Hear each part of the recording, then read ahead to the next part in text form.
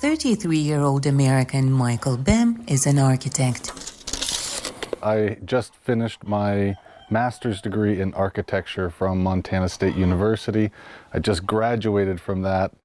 He arrived in Ukraine in January 2023 to volunteer with the charity group Ukraine Relief Effort. He says despite the dangers, his family and friends support him. My older brother had a tour in Iraq and Afghanistan as a medic in the U.S. Army, and my little brother is a woodland firefighter, so this is the least dangerous thing that her children has done. Bem helps design and renovate housing for internally displaced Ukrainians. He replaces windows and doors, installs plumbing and insulation, and builds showers and kitchens.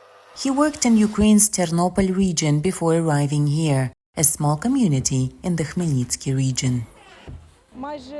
Almost all the private homes here also had internally displaced people living in them. We did what we could to give them personal space to make sure they're not crammed in dorms, in kindergarten or school buildings, but rather in houses. Michael Bem works with internally displaced Ukrainians like Chechvarova.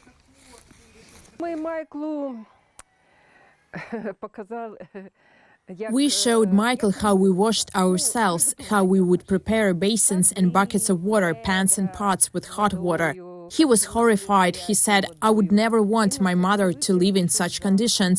I'll do what I can to make your lives better."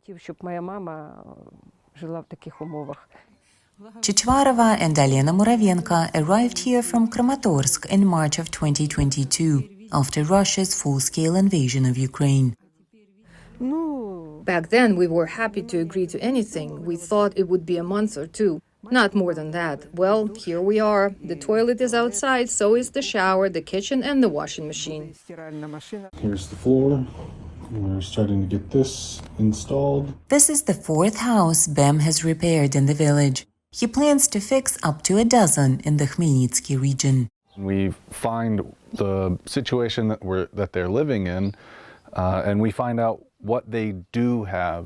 For instance, here they have a shelter, they have heating, they have lockable doors. So those are good things, and they just need a few extra things to be living in a nice condition.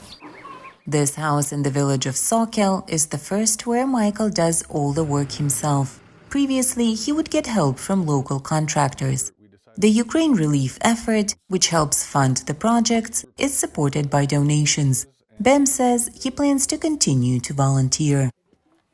I grew up very poor, and there were many people that helped my family, and I think I just grew up with an extreme appreciation for helping people in need.